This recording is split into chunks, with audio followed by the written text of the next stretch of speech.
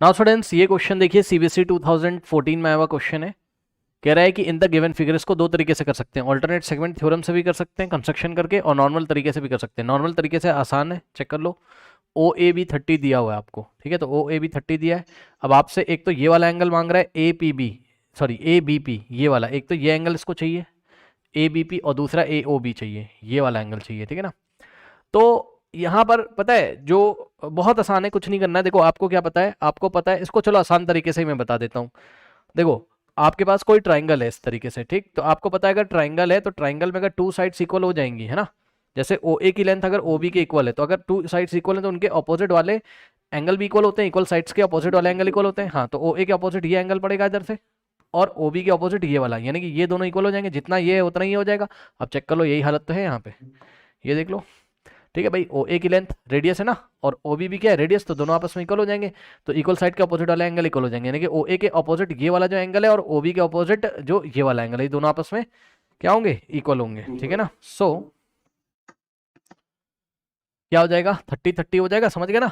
तो इस तरीके से ये एंगल हो जाएगा आपका 30 डिग्री, ये लो, ठीक। अब सुनो, अब ये आपकी टेंजेंट है, ठीक है, ये पूरी क्या है आपकी टेंजेंट है, और हमने पढ़ा है कि जो टेंजेंट होता है उस पर रेडियस क्या होता है, परपेंडिकुलर, सही है ना। ये देखो इस तरीके से, ये एक सर्कल है और ये इसका सेंटर है, करेक्ट, और ये इसकी टेंजेंट है, ठीक, और यहां से अगर हम सेंटर से रेडियस लेके आएंगे ये इस तरीके से, ठीक। हाँ, तो ओ और ये बी, ये 90 बनेगा, इधर से भी 90 बनेगा, यही हालत है यहाँ पे।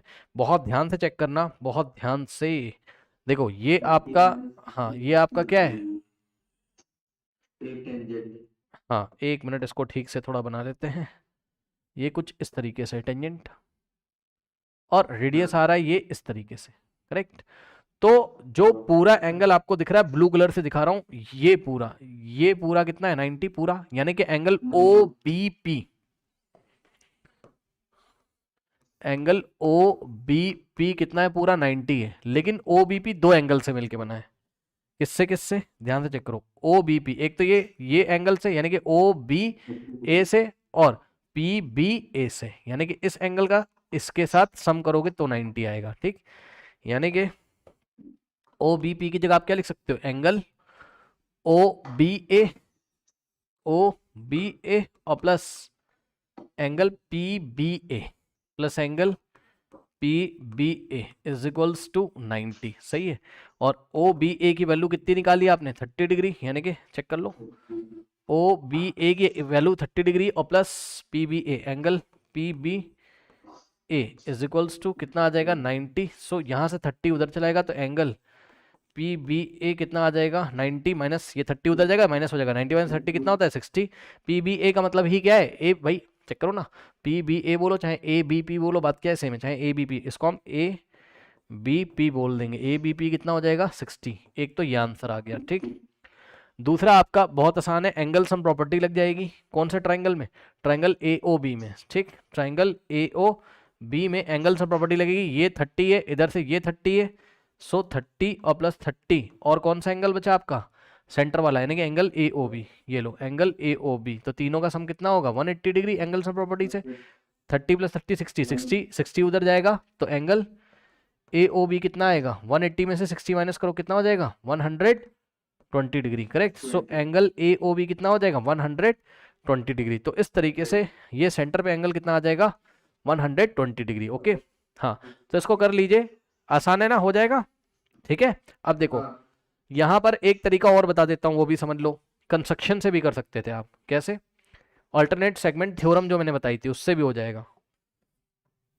ऑल्टरनेट सेगमेंट थ्योरम क्या कहती थी, याद करो, कि अगर हमारे पास, हाँ यस, अगर कोई कोई कॉर्ड है, कोई कॉर्ड है, और कॉर्ड के एंड पॉइंट पे अगर ऐसा करके टेंजेंट बना है, तो टेंजेंट और कॉर्ड के बीच में जो एंगल होता है ये वाला थीटा, ये remaining part of the circle पे जो एंगल होता है उसके इक्वल होता है। मतलब यहाँ पे कोई पॉइंट टाइम ले ले, तो ये इस तरीके से जितना ये होगा उतना ही ये होगा, यही हालत यहाँ पे, चेक कर लो। देखो ये वाली आर्क को छोड़ के, ये वाली आर्क को छोड़ के बाकी कहीं पे पॉइंट ले सकते हो आप ऐसे, ठीक। तो सुनो यहाँ पे देखो, ये आपकी कॉर्ड है ए बी, और बी पॉइंट पे टेंजेंट गया ये इस तरीके से, तो ये एंगल अगर थीटा है तो अब आप इतने इतने आर को छोड़ के कहीं पे पॉइंट ले लो सर्कल पे एम, और ए को एम से ज्वाइन करो, इसी तरीके से बी को एम से ज्वाइन करो, ये इस तरीके से। ठीक, बहुत अच्छा बन नहीं रहा है, रुक जाओ यहाँ पे लेते हैं।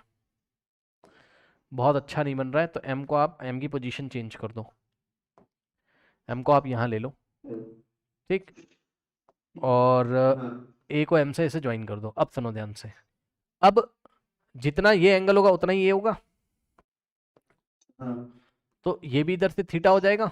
सुनो, अब ये कितना है, 30 डिग्री है, सही है। बस ये ऐसे ही मैं बता रहा हूँ ताकि आपको अल्टरनेट सेगमेंट थ्योरम का थोड़ा यूज आ जाए। ये 30 है तो ये इधर से थीटा कितना हो गया, 60 निकाल के दिखाया था अभी, ये 60 हो गया। अब बताओ अगर ये 60 तो ये 60 हो गया, तो ये अगर 60 है तो सेंटर पे कितना बनेगा, 120। क्यों, क्योंकि हमने क्या पढ़ा हुआ है कि अगर कोई आर्क है सेंटर पे जितना एंगल बनाती है डबल होता है remaining of the part of the circle पे। तो ये 60 है तो ये सेंटर पे कितना होगा, 120। बस मैं दिखाना चाहता था कि एक तो मैं रिवाइज कराना चाहता था कि जो आर्क है सेंटर पे डबल एंगल बनाती है रिमेनिंग ऑफ द सर्कल, और दूसरा मैं आपको ऑल्टरनेट सेगमेंट थ्योरम दिखाना चाहता था। कई क्वेश्चन में दिखा चुका हूँ, पहले के क्वेश्चन चेक करिए। ओके, बहरहाल आपको जैसा तरीका पसंद है आप वैसे कर सकते हो। बढ़ते हैं नेक्स्ट क्वेश्चन की तरफ।